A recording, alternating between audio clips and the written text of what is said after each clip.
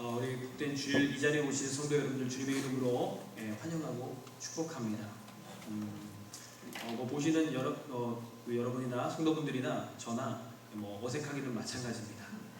그쪽에서 제가 여기 있는 것도 어색하실 테고 저도 여기서 여러분 보기가 굉장히 어색합니다. 어떤 할머니가 그러시더라고요.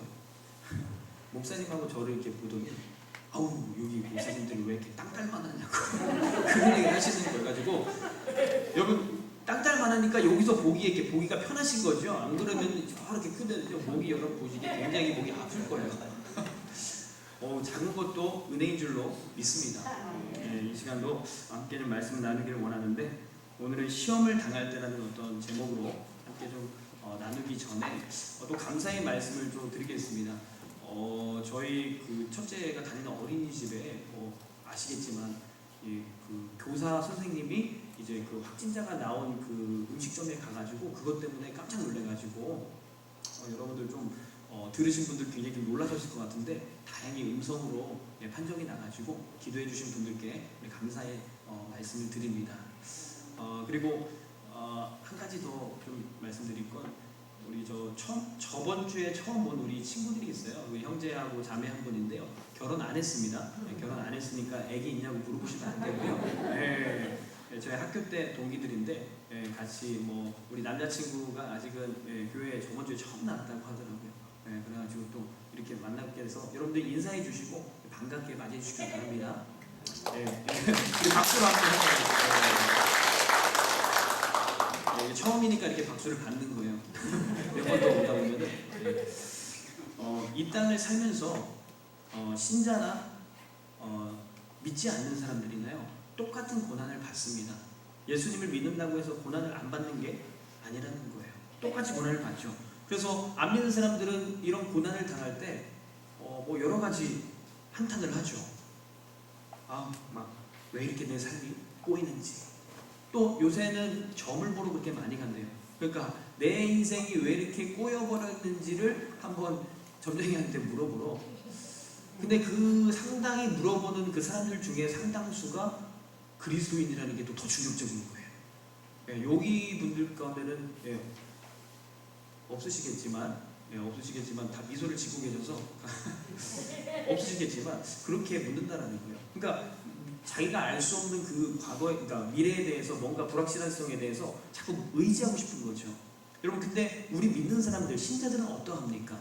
하나님께서 우리 가운데 뭔가 고난이라든지 역경이 오면 하나님께서 이 일들을 통해서 하시려는 일들이 무엇이겠는가라는 생각을 갖지 않겠습니까? 근데 때로는 이 시험이 조금 무겁고 힘들어서 때로는 우리의 믿음이 흔들리기도 합니다. 요새는 안타깝게도 이런 시험이 당했을 때 굉장히 쉽게 해결하려고 합니다. 어떻게 쉽게 해결하냐? 여기서 이렇게 딱 부닥쳐서 시험이 본인한테 닥치면요, 제일 쉬운 방법은 뭐냐? 떠나는 겁니다. 어디로 떠날까요? 옆에 교회로 떠나는 거예요. 옆에 교회로 그냥 떠나버리면은 세상 그것보다 편한 게 없을 거라고 생각을 하시죠.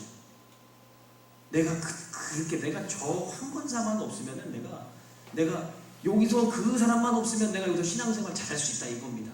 근데 옆에로 가면은 황권사는 없습니다. 근데 김집사, 이집사, 박집사가 있어요. 쫙 몰려 있어서 자기들하고 또 부딪히게 돼 있다라는 거죠. 무슨 말이냐? 도망갈 수 없다라는 거예요. 이 시험을 당했을 때 피할 수가 없다라는 겁니다. 그래서 이런 시험을 만나게 될까봐 큰 교회 그늘 밑으로 숨는 사람들, 그러나 결코 피할 수 없다는 겁니다. 이런 시험을 주시는 것은 우리가 극복해야 될 숙제와도 같은 거예요. 여러분, 숙제는 어떠합니까? 부담이 되죠. 굉장히 부담스럽고 어렵고 그리고 괴롭기까지 해요. 근데 잘 이행만 하면 우리에게 엄청난 영적 유익이 있다는 거예요. 여러분, 이런 시험을 잘 극복하고 이겨내는 복된 성도들 되시기를 주님의 이름으로 기도합니다. 그래서 야고보는 이렇게 말합니다. 우리 1장 2절입니다. 함께 보겠습니다. 1장 2절입니다. 내 형제들아, 너희가 여러 가지 시험을 당하거든 온전히 기쁘게 여기라. 여러분, 시험을 당하는 것은 괴로운 일이에요. 힘든 일인데 오늘 야고보, 우리 이 야고보 말씀에 뭐라고 하냐? 시험을 당할 때 오히려 기뻐하라는 거예요. 하나님께서는 우리의 믿음이 성장하기를 원하십니다. 믿음은, 그러니까 안 믿던 사람들이요, 예수님을 다 믿었다고 해서 끝나는 게 아니죠. 오히려 예수님을 믿기 시작한 거는 시작이에요. 시작 말 그대로. 그리고 우리는 과정들을 거쳐서, 성화의 과정들을 뚫어서 점점 어디를 향합니까? 예수 그리스도의 장성한 분량의 목표로 잡고 계속적으로 날마다 성숙해져 가는 것입니다. 그것이 주님의 뜻이에요. 그러니까 아이 같은 신앙이 아니라 어른같이 성숙한 신앙을 향해 나아가고 있다는 거예요. 근데 신앙이 성숙해지는 것은 그냥 성숙해지는 것이 아니라는 것입니다. 그러면 어떻게 될까요?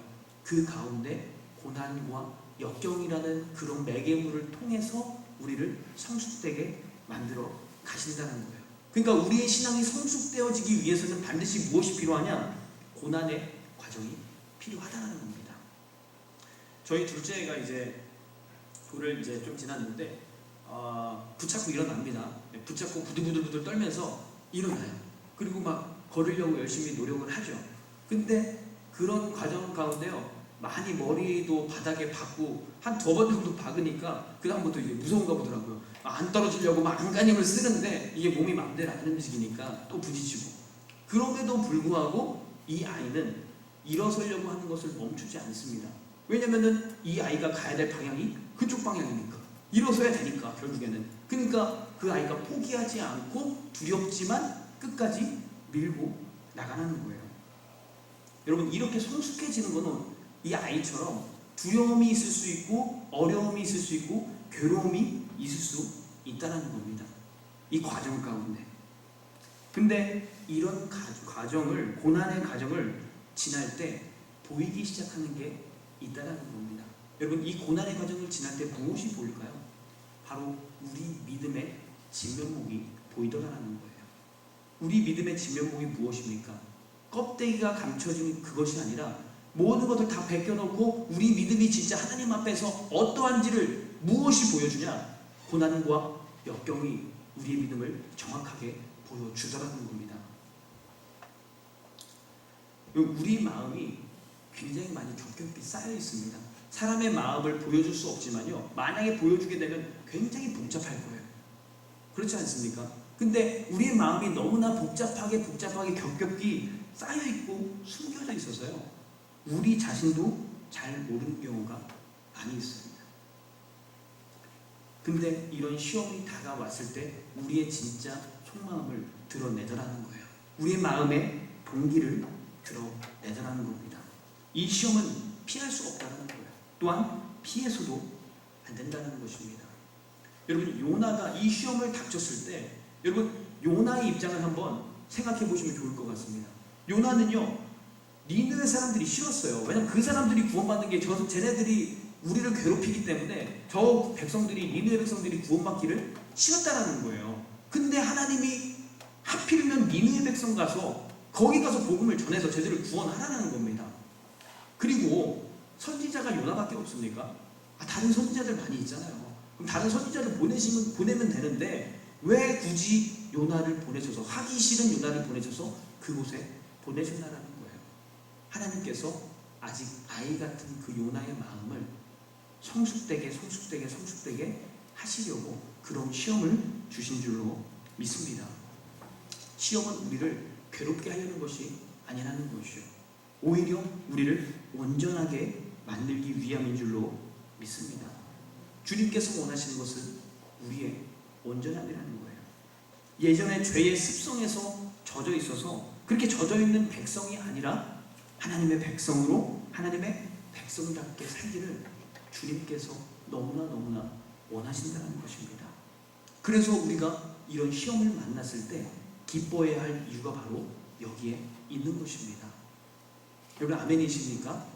이런 시험을 만날 때 우리 기뻐하시는 우리 성도들 되시기를 주님의 이름으로 기도합니다. 그러면 시험을 만났을 때는, 시험을 진짜 부딪혔을 때는 우리가 어떻게 해야 되냐에 대해서 오늘 야고보서에 말씀하고 있습니다. 우리 4절 말씀입니다. 1장 4절 우리 함께 읽도록 하겠습니다. 인내를 온전히 이루라. 이는 너희로 온전하고 구비하여 조금도 부족함이 없게 하려 함이라. 인내하라 이게 아니라 인내를 온전히 이루라는 거예요. 여러분 그냥 인내하라 이야기하면 될 거를 왜 인내를 온전히 이루라고 말씀하셨을까요? 인내가 짧게 끝나지 않는다라는 거예요. 시험이 하루아침에 끝나지 않는다는 겁니다. 그 시간이 언제 끝날지는 본인한테 달려 있습니다. 그러니까 조급하게 생각하지 말고 인내하며 하나님의 뜻을 구해야 된다는 것입니다. 여러분 사울왕을 우리가 기억해요. 사울왕이 블레셋 군대를 앞두고 전쟁을 앞두고 진치고 서로가 마주보고 있었습니다. 근데 이런 이스라엘 전쟁을 하기 위해서는 먼저 제사를 드리고 그 다음에 전쟁을 시작한다는 거예요. 근데 제사를 사무엘만이 드릴 수가 있는데 사무엘 제사장이 안 오는 거예요. 오지는 않습니다. 일주일을 기다려도 기다리지 않고 적군은 계속적으로 도발을 하더라는 거예요. 여러분 엄청나게 긴장되고 초조함이 그 사울왕 가운데 있었습니다. 그래서 결국에는 기다리지 못하고 저질러 버리죠. 자기가 그냥 예배를 드려버리죠. 믿음이 없는 그의 모습을 조급함이 그의 믿음을 드러낸 것입니다. 여러분 그래서 시험이 닥칠 때 우리가 제일 먼저 해야 될 것은 무엇이냐? 바로 인내인 줄로 믿습니다. 또 무엇을 해야 할지 시험이 딱 닥쳤을 때 무엇을 어떻게 해야 될지를 모르고 방황하시는 분들이 있다는 거예요. 여러분 그럴 때는 어떻게 해야 합니까? 오늘 말씀도 야고보 말씀은 그 말씀에 대해서도 이야기하십니다. 우리 5절 말씀 같이 읽도록 하겠습니다. 너희 중에 누구든지 지혜가 부족하거든 사람에게 후히 주시고 꾸짖지 아니하시는 하나님께 구하라. 그리하면 주시리라. 누구든지 지혜가 부족하거든. 여러분 여기서 지혜란 일반적인 지혜를 이야기하는 것이 아닙니다. 무슨 지혜냐? 시험을 이기는 지혜라는 거예요. 시험을 지혜롭게 이기는 지혜. 바로 이 지혜를 뜻하는 것입니다. 여러분 우리가 시험당해서 정신을 차리지 못하고 있을 때 제일 쉽게 하는 것이 뭐냐? 하나님을 원망하는 거예요. 하나님은 어떻게 나한테 이러실 수 있느냐라는 거예요. 그리고 우리가 쉽게 하나님 앞에 지혜를 구하는 이 말씀은 쉽게 잊어버린다는 겁니다. 더 기도해야 될 때 기도하지 못한다는 거예요. 이것이 바로 우리의 연약함이죠. 여러분 근데 이 야고보는 무엇이라고 하냐? 오늘 이 야고보서에는 뭘 해야 될지 모르는, 시험을 닥쳐 무엇을 해야 할지 모르는 그 사람들에게 후히 주기를 원하시는 하나님의 지혜를 구하라고 말씀하고 계십니다. 후히 주시는 우리 하나님의 지혜. 여러분 이때 주의해야 될 것이 무엇이냐? 의심하지 말고 하나님이 주실 것이라는 그 믿음을 굳게 붙들고 나아가라는 거예요. 제가 아이들 데리고 수련회를 다녀왔는데 예전에 오후에 점심시간에 모여서 같이 기도를 하는데 어떤 기념이냐, 오후에 이제 프로그램을 해야 되는, 행사를 진행해야 되는데 비가 오는 거예요. 비가 오면 행사 진행이 굉장히 껄끄럽고 못하게 될 수도 있는 상황이었습니다.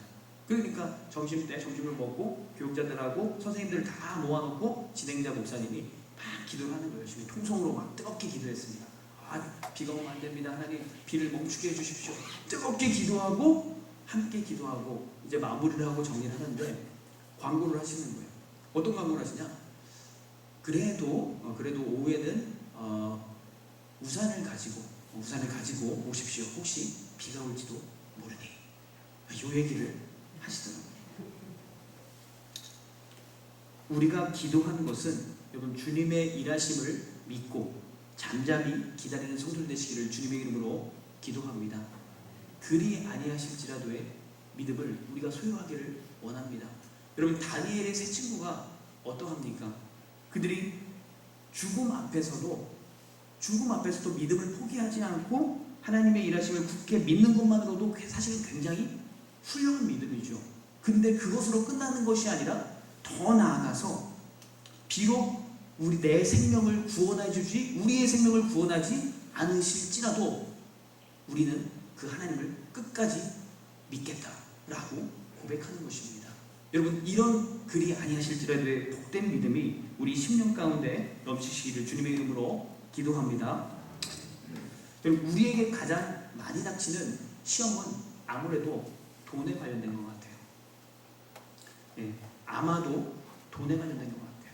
그래서 오늘 야고보는 가난한 사람과 부자에게 이렇게 말합니다. 우리 야고보서 1장 9절 10절 말씀입니다. 야고보서 1장 우리 9절 10절 같이 한번 읽어보겠습니다. 낮은 형제는 자기의 높음을 자랑하고 부한 자는 자기의 낮아짐을 자랑할지니 이는 그가 풀의 꽃과 같이 지나감이라. 여기서 낮은 형제란 뭐냐? 가난한 사람을 이야기하는 겁니다. 여러분, 가난한 사람은 이 땅에 살면서요 무시받고 홀대받기 일쑤입니다. 만약 이런 삶이 영원토록 그들에게 계속된다면 여러분, 그들에게 무슨 소망이 있겠습니까? 아무런 소망이 없겠죠.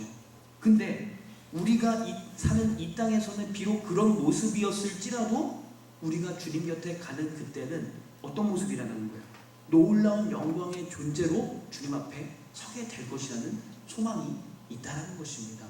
여러분, 그런 소망이 있기 때문에 비록 낮은 형제지만 자기의 높아져 있음을 자랑하라는 거예요.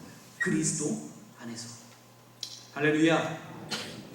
여러분, 이런 소망이 여러분 심령 가운데 있기를 주님의 이름으로 기도합니다. 부한 자에게 이야기합니다. 부자에게 이야기합니다. 이 땅 가운데 자기가 무엇이냐 된 줄로 착각하지 말라는 거예요. 여러분, 우리가 하나님 앞에서 모두가 평등한 줄로 믿습니다. 평등하지 않습니까? 하나님 앞에서 우리가 모두가 평등하다라는 거예요. 근데 여러분, 우리가 잊지 말아야 할 한 가지가 있다면요, 하나님께서는 가난한 사람을 특별히 더 돌보신다라는 거예요. 여러분, 자녀가 저도 있지만 하나가 온전하고 다른 하나 한 명이 여러분 부족함이 있고 뭔가 모자람이 있다면요, 당연히 그 모자란 자녀에게 더 많은 사랑이 가고 손길과 관심이 가는 것은 아주 당연한 일입니다. 하나님도 마찬가지시라는 거예요. 여러분, 그렇기 때문에 가난한 사람들을 무시하면 안 된다는 겁니다. 오히려 우리 부자들은 그 가진 재물을 가지고 이 땅 가운데 가난한 사람들을 돕고 주님 나라를 위해 사용해야 될 줄로 믿습니다.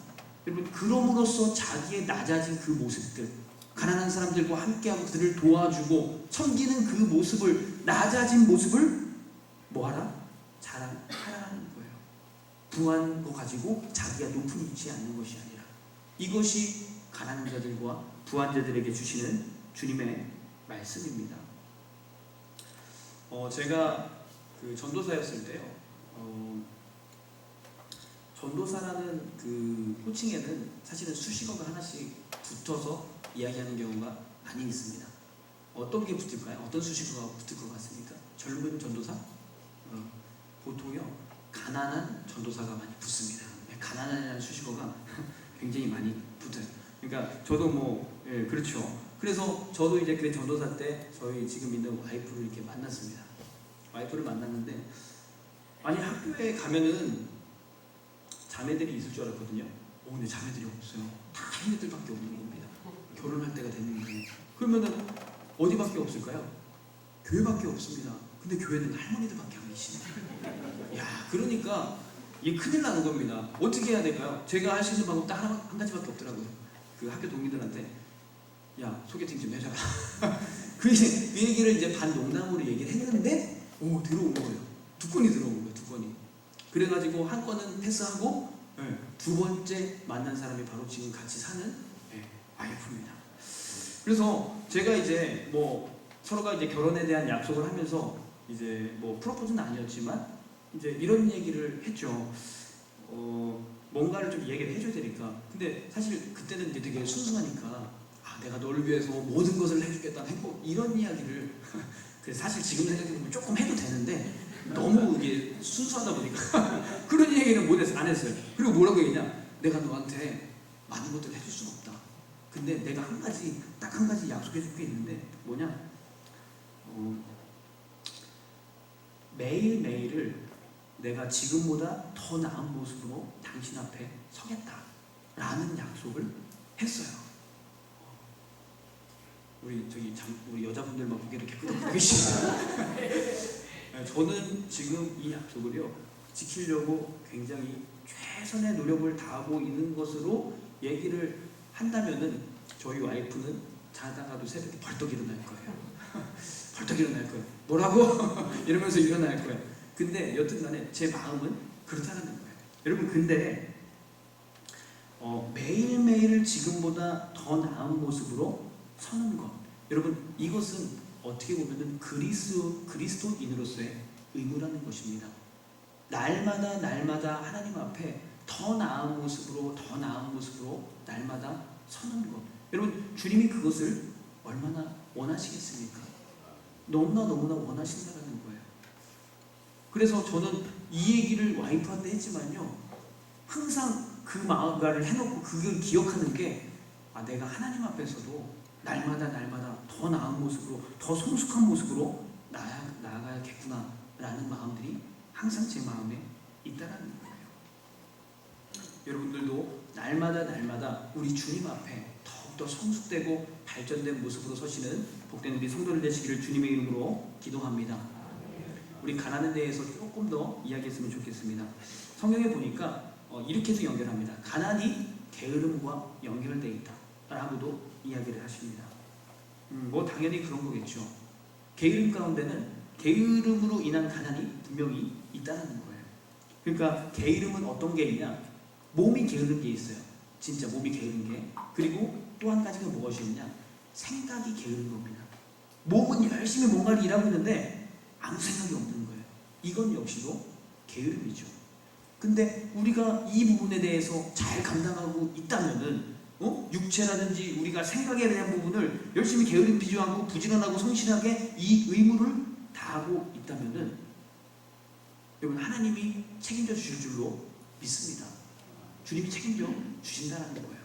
저는 예전에 이 게으름에, 때때로 게을러지려고 할 때마다 어떤 것을 했었냐, 알람에다가 이 잠언 말씀을 녹음을 해가지고 알람을 맞춰놨어요. 그러니까 잘 때마다 그 소리가 들리는 겁니다. 잠언 6장 말씀인데 제가 읽어드릴게요. 게으른 자여, 내가 어느 때까지 누워있겠느냐, 내가 어느 때 잠이 깨어 일어나겠느냐. 이제 요 정도까지 읽으면은 아직 잠이 안 깹니다. 잠이 안 깨는데, 그 다음 읽으면 좀 더 자자, 좀 더 졸자, 손을 모으고 좀 더 누워있자 하면, 여기 정도까지 읽으면은 조금씩 이제 정신이 드는데, 그 다음 절을 읽으면 확실하게 정신이 듭니다. 내 빈궁이 강도같이 오며 내 곰핍이 군사같이 이르리라. 이 얘기를 아침에 알람을 탁 들으면은 정신이 번쩍 나더라는 거예요. 그래서 정신 차려야겠구나. 이렇게 게으르면 안 되지 라고 마음을 다잡고 다시 부지런하고 성실하게도 나아갈 수가 있었다는 겁니다. 여러분, 게으른 자들에게요, 안타깝게도 가난은 필연적입니다. 피할 수가 없다는 거예요. 근데 우리가 아까처럼 우리의 의무를 다하고 있다는 거예요. 부지런하고 성실하게 우리 일에 최선을 다함에도 불구하고 우리가 가난하고 힘들다면은, 여러분, 이럴 때는 우리가 어떻게 하겠습니까? 싹 다 우리 하나님 앞에 맡겨드리는 거예요. 왜? 여러분, 우리가 의무를 다하지 않을 때는요, 책임이 누구한테 있을까요? 우리한테 있는 겁니다. 그러나 우리가 이런 의무를 온전하게 잘 감당하고 있는데도 불구하고 만약 되지 않는다면 누가 책임지나? 우리 하나님이 책임지신다는 겁니다. 여러분, 하나님께서요, 그분을 온전히 의지하는 그 사람들에게 절대로 그냥 놔두시지 않는다는 거예요. 하나님의 신실한 약속이 바로 이곳에 있는 줄로 믿습니다. 함께 따라해봤으면 좋겠습니다. 우리 힘으로 하다가 안 되면 우리 책임이지만, 우리가 할 일을 해놓고 주님께 맡기면 주님 책임입니다. 반드시 주님께서 일하신다는 거예요. 여러분, 이런 믿음이 여러분 심령 가운데 있기를 주님의 이름으로 기도합니다. 우리 1장 13절, 우리 한 구절만 더 보겠습니다. 13절입니다. 함께 읽겠습니다. 사람이 시험을 받을 때 내가 하나님께 시험을 받는다 하지 말지니 하나님은 악에게 시험을 받지도 아니하시고 친히 아무도 시험하지 아니하십니다. 아멘. 우리가 시험을 당할 때 종종 이렇게 얘기하시는 분들이 있어요. 하나님께서 나를 연단하시려고 그러시나 보다. 어쩔 때는 맞는 이야기인데 어쩔 때는 또 틀린 이야기예요.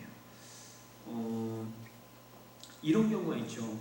자기가 욕심을 내지 말아야 되는 상황인데 자기가 욕심을 낸 거예요. 그 욕심을 내서 뭔가 곤란한 상황에 처해졌다는 겁니다. 근데 곤란한 상황에 처해졌는데 자기 욕심 때문에 그렇게 처해졌는데 하나님께서 나를 연단하시려고 하나 보다. 아니죠. 하나님이 연단하시려고 하는 게 아니라 자기가 욕심내서 그런 공경에 빠진 것이죠. 한 새벽 기도를 열심히 다니는 집사님이 계셨어요. 새벽 기도를 열심히 다니시는데 50은 자꾸 교셔요, 앞에서. 근데 하루는 좀 깊게 잠드셨습니다. 깊게 잠드셔가지고 이게 시간이 너무 많이 흘러간 겁니다. 근데 남편한테 밥을 해줘야 되는데 새벽 기도를 하다가 늦잠을 자가지고 남편 밥을 못 해줬네요. 그래서 집에 갔더니 남편이 완전히 꿀따구가 나 있는 거예요. 완전히 열받아 있는 거예요. 그러면은 자기가 이제 잘못했으니까 어떻게 해야 합니까? 저기 죄송하다고 기도하다가 잘못했다 이렇게 얘기를 해야 되는데 어떻게 얘기하냐? 새벽 기도를 갔다 왔더니 그냥 사탄이 역사하고 있어. 이렇게 얘기하더라고요. 그게 왜 사탄 탓입니까? 자기가 잘못해서 그런 거지. 근데 우리는 그런 식으로 핑계를 돌릴 때가 많다는 겁니다. 많은 경우에 사실은 우리의 욕심 때문에 이런 시험에 빠지게 된다는 것입니다. 그래서 14절 말씀에는 뭐라고 하냐? 오직 각 사람이 시험을 받는 것은 자기 욕심에 끌려 미혹됨이니. 그러니까 죄가 얼마나 교묘한지 처음부터는 본색을 드러내지 않는다는 거예요. 처음에는 생각에만 조심스럽게 접근하죠. 그러니까 사단이 마귀가 어떻게 합니까? 가룟 유다의 생각에 예수를 팔려는 생각을 넣었더라. 조심스럽게 접근하더라는 거예요. 이 생각들이 돈에 대한 욕심으로 바뀌고 이 욕심이 결국에는 어디로 갑니까? 예수님을 팔아넘기게 되더라는 거예요. 결국에는 마지막에는 죄책감에 시달리면서 욕심냈던 돈도 성전에 다 던져버리고 자살하며 정말 암울하게 끝나버리더라는 겁니다. 여러분, 죄의 목적은 이 모습처럼 사망이라는 것입니다. 육체와 영혼의 사망이라는 거예요. 근데 한꺼번에 마귀의 얼굴, 사탄의 얼굴을 확 다가오는 것이 아니라 점진적이고 달콤하게 다가오기 때문에 우리가 쉽게 속는다는 것입니다. 특별히 우리의 생각 가운데 접근할 때 그럴듯하게 합리화시켜서 접근을 하더라는 거예요. 여러분, 결국 욕심을 냈는데 가룟 유다가 얻을 수 있었습니까? 아무것도 얻지 못하고 오히려 모든 것을 다 잃어버렸습니다.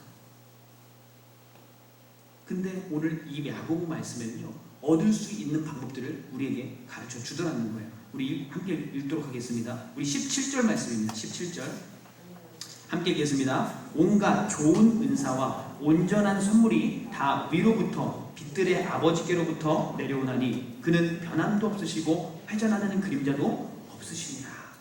세상의 모든 것들이 다 변하는데 변하지 않는 것이 하나가 있다는 거예요. 그분이 바로 하나님이시라는 겁니다. 근데 그분이 어떠하시냐? 신실하시다라는 거예요. 변함이 없으시다라는 거예요. 그리고 우리의 기도에 항상 응답하기를 원하신다는 것입니다. 여러분, 근데 이 신실하신 주님 앞에 우리가 믿음으로 구하기만 하면은, 그분을 의지하기만 하면은 주시는데, 그거는 생각은 안 하고 어떻게 하냐? 우리의 욕심을 발동해서 뺏으려고 하고 더 얻으려고 하고 이런 욕심을 자꾸 낸다는 것이에요. 그러나 오늘 하나님 말씀은 분명하게 얘기합니다. 욕심낸다고 얻을 수 있는 것이 아니라는 거예요. 오히려 하나님을 의지하고 시시하신 그 주님 앞에 구할 때, 믿음으로 구하고 그분을 의지할 때 모든 것을 얻게 된다고 주님의 말씀은 우리에게 가르칩니다. 여러분, 우리 앞에 무엇이 놓여져 있습니까? 여러분, 교회적으로도요, 굉장히 시험이 닥쳐 있는 것 같아요. 하나님께서 이 시험 가운데 우리를 연단하시는 것 같아요. 여러분, 주님께서 우리를 시험을 주시는 것은 우리를 괴롭게 하시려는 것이 아닙니다. 오히려 우리를 연단하셔서 주님을 더 알게 하고 더 주님의 모습으로 만들어가기 위함인 줄로 우리는 믿습니다. 그렇기 때문에 이럴 때 우리가 무엇을 해야 합니까? 지혜를 구해야 합니다. 지혜를 구해서 이 날 역경을 어떻게 극복해야 될지를 함께 기도하며 우리 하나님께 지혜를 구해야 된다는 것입니다. 이런 지혜를 구해 나가며 함께 마음을 모아 함께 연합해서 나아갈 때 여러분 우리의 마지막은 가룟 유다의 모습이 아니라 오히려 주님의 놀라운 영광의 그 영광의 모습으로 영광의 교회로 우리 교회를 잘 세워주실 줄로 믿습니다. 그러므로 우리가 지금은 기도할 때입니다. 이 시험이 닥쳤을 때 우리가 기도해야 될 이유가 명확한 것입니다. 욕심으로 여러분 얻을 수 있겠습니까? 얻을 수 없습니다. 어떤 것도 얻을 수 없다는 것이에요. 오히려 주님 앞에 의지하며 그분 앞에 믿음으로 그분 앞에 아뢰할 때 우리 주님께서 이 모든 것들을 응답하시고 우리에게 주실 줄로 믿습니다. 이런 믿음을 갖고 이 땅 가운데 그리고 이 어려운 역경 시험을 이겨나가시는 우리 복도는 성도들 되시기를 주님의 이름으로 기도합니다. 이 시간 우리 함께 기도했으면 좋겠습니다.